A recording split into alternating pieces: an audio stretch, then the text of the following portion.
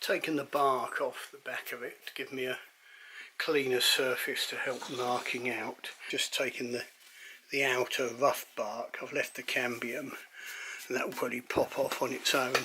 One reason is so that I can have a close look at these various little pin knots and the bigger knots, like this big one here. I mean, that's going to, you see, that will just fall off the edge of the bow. So I'll rotate it, like you can see I've got a sort of dip there. Fairly big knot here. Also, looking at the knots, it gives you an idea where you want to position the grip and the arrow path and what have you.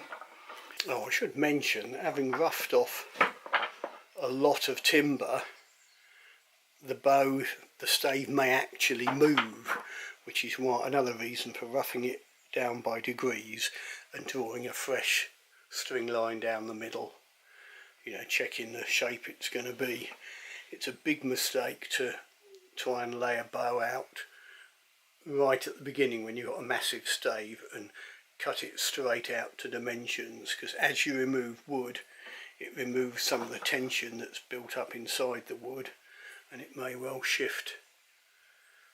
And anyone who's sawn half a log down the middle will notice how the two halves can bend apart or pinch together. You remove the tension, the wood will shift. Now that's giving an idea how the bow will sit. This little pin will be dead centre. That will disappear off the edge. That will disappear off the edge. I can bulge round and leave that just swell out slightly widthways. A lot of people say leave extra thickness where there's a knot. Well, you're often better off leaving extra width. This one's just below the grip, but that will be at the widest point of the limb, and I'll just allow a bit of extra there. And you can see how my string line is actually going across here a bit more, so this excess can come off. So the original way I roughed it out was either a little bit out or the wood shifted, one or the other, doesn't matter. I've got what I've got. Probably take a bit more off this edge, keep it even. But with the primitive, you haven't got the problem that you have with the longbow of trying to keep the string line, you know, in line with the wood. A longbow's so narrow it can, you know, if you're not careful or you're not experienced, it can twist sideways or turn inside out or do all sorts. Which is why when I'm making a longbow, I leave it wide at the tip to start with, and only narrow it once it's coming back satisfactorily. There you can see I've taken a lot more bulk off the belly, and if I lean on it, it will flex a bit now. The Americans do a lot more of that, what they call floor tillering, you know, leaning on it and looking down the bow. I just use it to see if it's starting to move, then I like to get it on the tiller. One of the most useful things you can have to look at while you're trying to make a bow is a bow that is similar to what you're aiming at. So here's Twister, which is sort of similar to what this one's going to be, but this one's going to be slightly heavier draw weight, and you can get an idea of how much wood I've got to remove.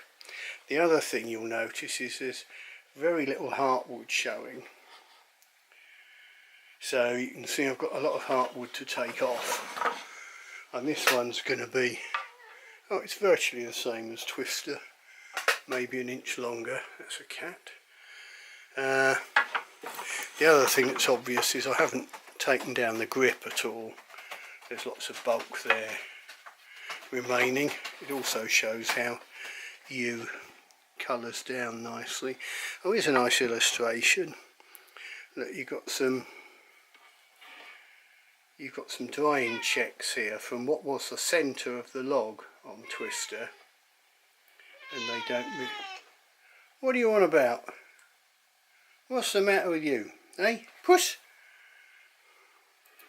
Anyway, it shows you the sort of drying checks you can get. So this is obviously from a smaller diameter log. Now on this you'll notice, here you go, so you've got a drying check there. Oh, that might split off, that might be terrible, but there's still a lot of depth in the grip there.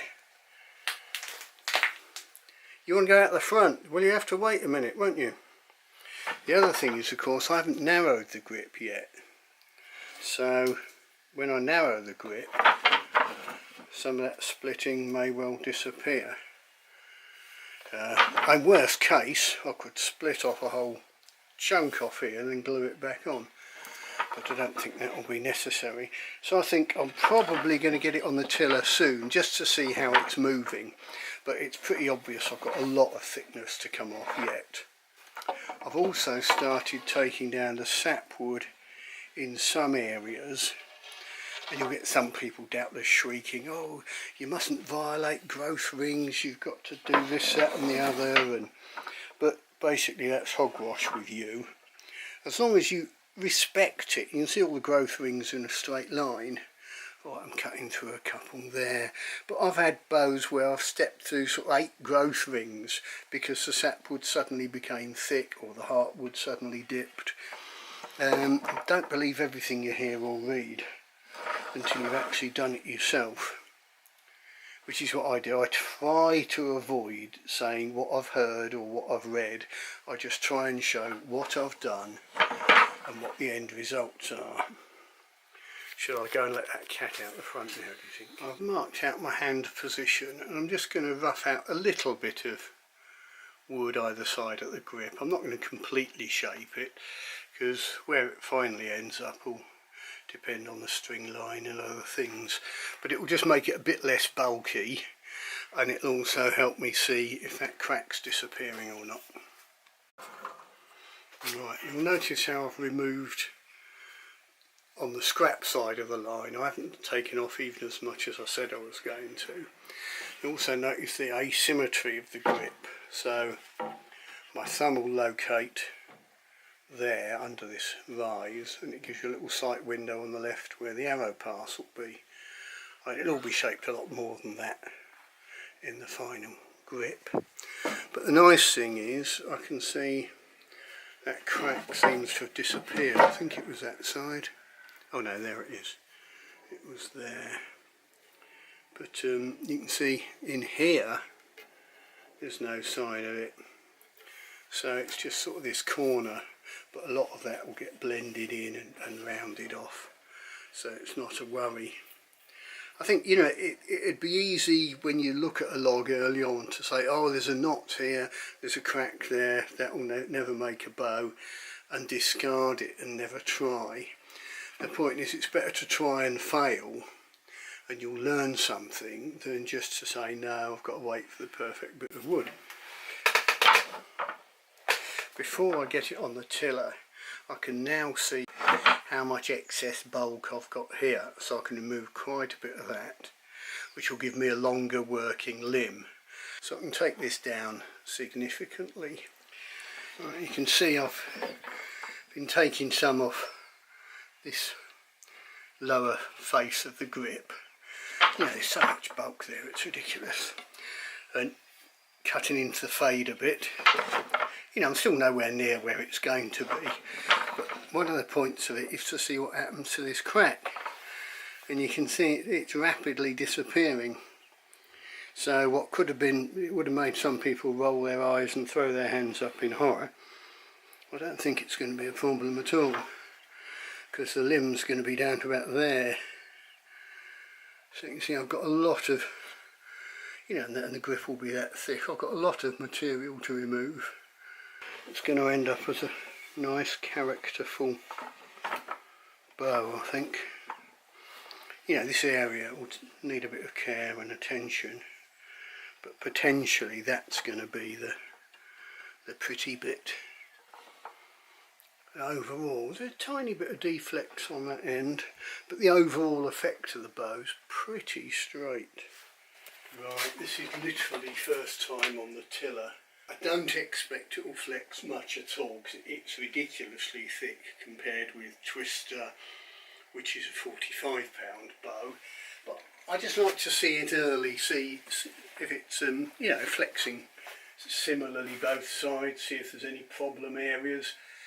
It may well go crack and pop up where the cambion's breaking off, so don't panic.